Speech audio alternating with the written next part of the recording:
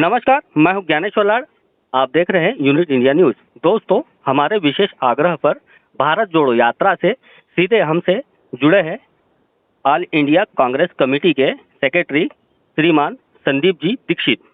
Sir, मैं पूछ रहा था, भारत जोड़ो यात्रा में आप कब से हैं?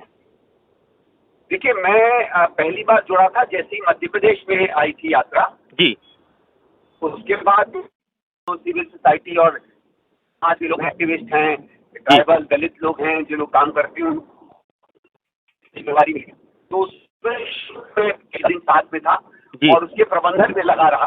बीच में एक दिन, क्योंकि आपने देखा होगा दिल्ली में भी एमसीडी के चुनाव चल रहे हैं, तो 2-3 दिन उसके लिए काम पे गया था।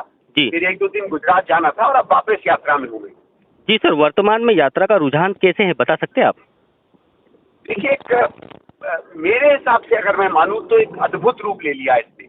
मैं आपको सच बताऊं, जब यात्रा बताई गई थी और घोषणा हुई थी कि यात्रा होगी और किस तरीके से होगी, तो हम लोगों की उम्मीद थी कि लोग जुड़ेंगे, ये किस तरह बनेगा, क्या बनेगा, 100-200 लोग साथ चलेंगे, हो सकता है राहुल जी जगह जगह लोगों से संबोधन करें, नहीं करें, आशाएं थी, लेकिन कोई बहुत ज्यादा उम्मीदें इसके साथ कम से कम मैंने नहीं जोड़ी। और लगता था कि देखिए क्या प्रयास बनता है, क्या नहीं बनता है।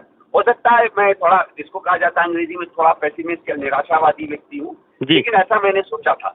लेकिन जैसे केरला में चली, केरला में बहुत अच्छी चली, तो लगा नहीं, केरला में कांग्रेस बड़ी बलशाली पार्टी है, तो ये वहाँ का रूप होगा। फिर आता है आंध्र, आता है तेलंगाना, आता है महाराष्ट्र, आता है मध्य प्रदेश, आता है, और ये यात्रा जो है एक तरीके से किसी एक विचारधारा की पीढ़ी सिर्फ छोड़ के एक तरीके से भारत की जन यात्रा बन के रह जाती है। जी। और मुझे दिखता है कि जो 5-6 सवालों को लेकर राहुल जी और भारत जब जोड़ो यात्रा चली थी, इसमें प्रश्न महंगाई का था, प्रश्न बेरोजगारी का था, प्रश्न एक ऐसी आर्थिक व्यवस्था का था जो पूरे देश को सिकोड़ के कुछ लोगों के हाथ में देने का था।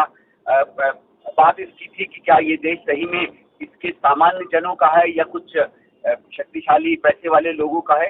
तमाम सवालों को लेके जो ये यात्रा चली थी, इसमें हर व्यक्ति ने अपने दिल का कोई ना कोई भाव जुड़ते देखा।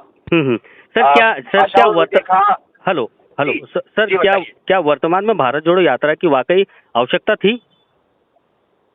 देखिए, जिस तरह लोग किसी चीज से जुड़ते हैं, दिखता है कि उस समय की आवश्यकताओं में जो भावना ये व्यक्त कर रही है, उस भावना से लोग जुड़े। देखिए, लोग भावना से जुड़ते हैं, लोग अपने एहसासों से जुड़ते हैं, अपनी जरूरतों से जुड़ते हैं, अपनी आकांक्षाओं से, अपने सपनों से जुड़ते हैं, और उसको जो भी क्रिया उसको जोड़ लेती है, उस क्रिया से लोग जुड़ जाते हैं।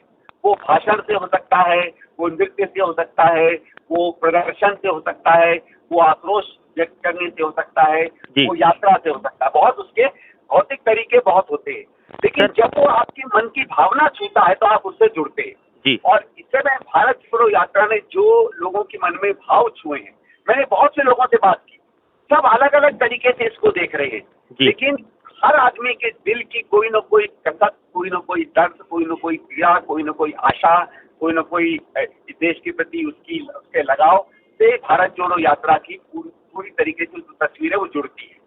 सर, क्या हम कह सकते हैं कि वाकई में आपको ऐसा लगता है कि देश टूट चुका था?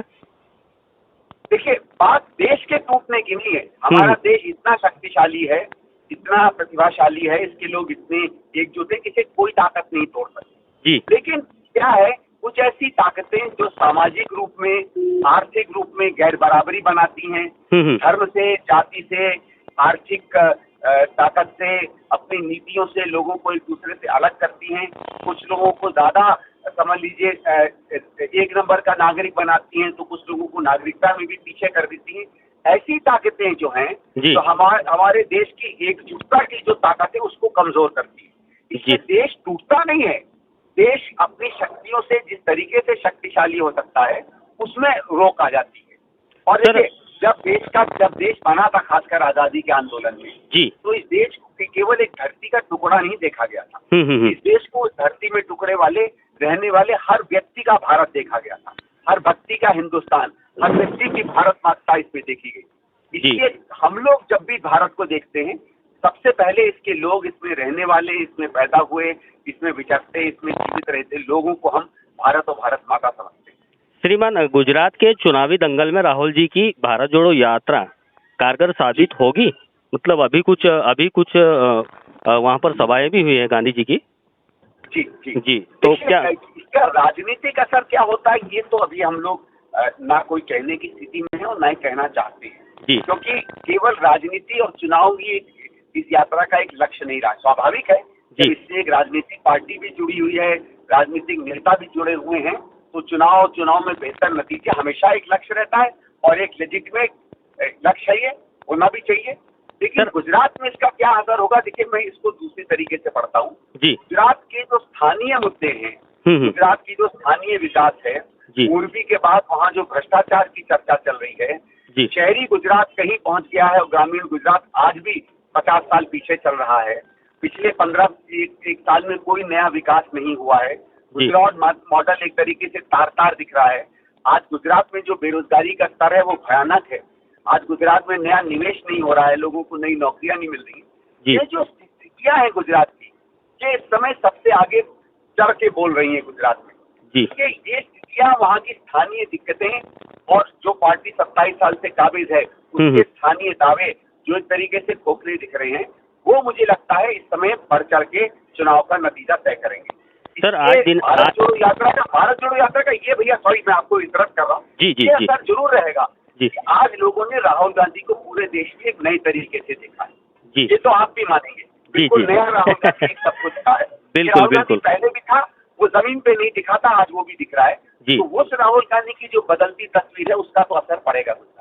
सर, आज 1 दिसंबर को वर्तमान में राहुल गांधी जी मध्य प्रदेश के कौन से लोकेशन पर चल रहे हैं?